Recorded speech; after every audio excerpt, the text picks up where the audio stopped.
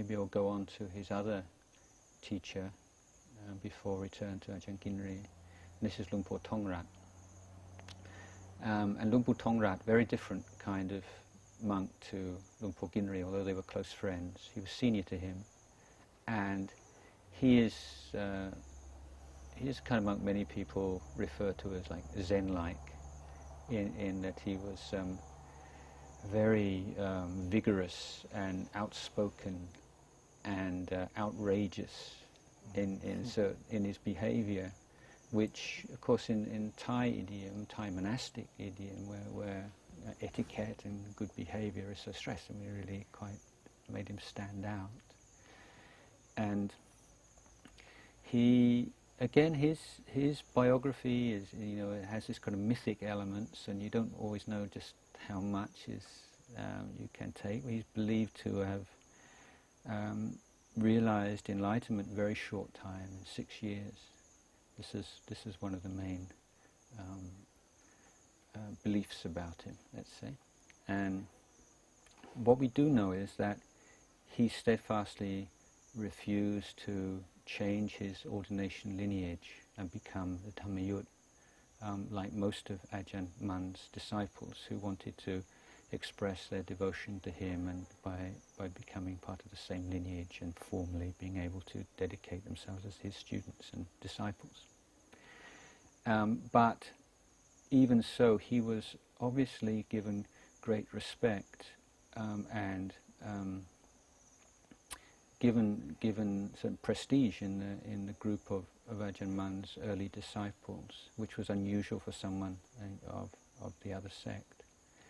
And over the course of time, he became the leader of all the monks from the Mahanikai sect who looked to Ajahn Mun and his tradition.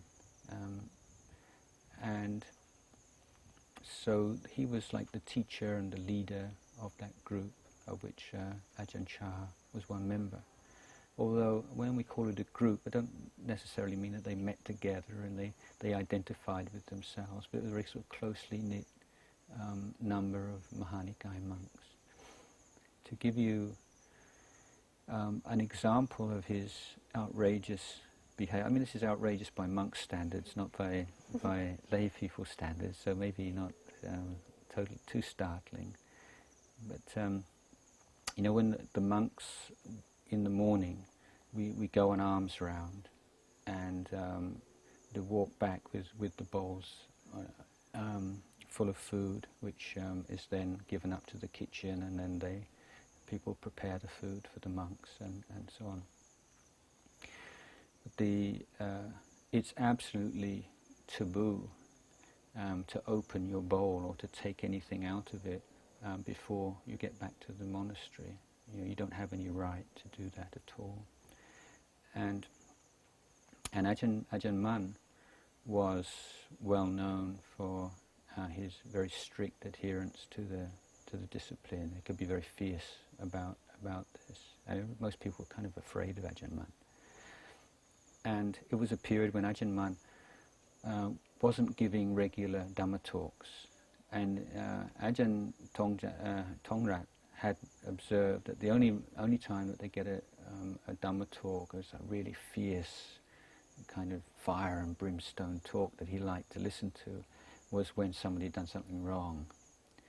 So one day he on return from alms round, he I can't remember whether it was a banana or maybe a sweet potato or something, that he took it out of his bowl and walked past Ajahn Mun, which you don't do either. You don't just walk ahead of your teacher. And he walked past him, chewing on it, which was absolutely outrageous by monk standards. You just don't do things like that. And so, they gave Ajahn Mun gave a really good talk that evening. Another story. These stories have various recensions and like mythical stories. That something happened, but you hear various versions of it. The other one is that they're all walking in a single file in the forest, and they come across a wild pig which is quite dangerous, Luang Por. And the monks all kind of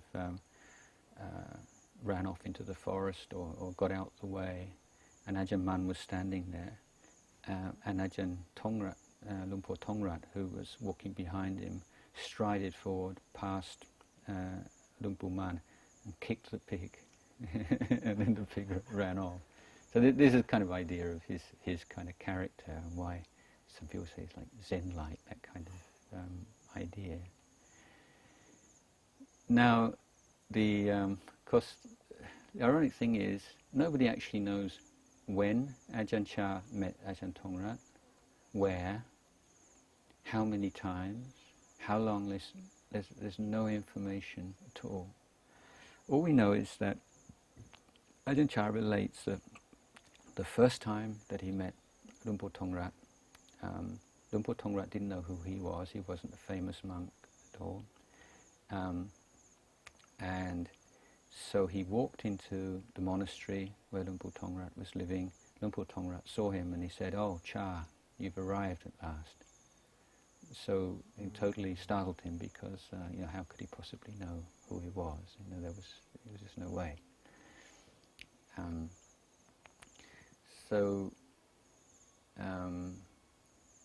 Ajahn Luang Por Tongrat and Luang Por Ginri were close, and it's possible that while Luang Por Chah was staying at Luang Por Ginri's, Luang Por Tongrat came to visit, or Luang Por Ginri took Luang Por Chah to visit him. It's possible that he was living reasonably close by because his home village was in Nakhon Phanom, in that same province. Although, interestingly enough, he went and established a monastery in Ubon during the period when Ajahn Chah was a village monk, and Ajahn Chah was studying the academic side Buddhism in that very area. So, and again, there is some information that he visited him there for the first time while he was before he became a forest monk, and that may be an initial connection. So it's all really kind of hazy and uncertain. So these two monks could figure a lot, at least in Ajahn Chah's recollections and the standards of practice, their personality, and he would often refer to them when he was talking to his students.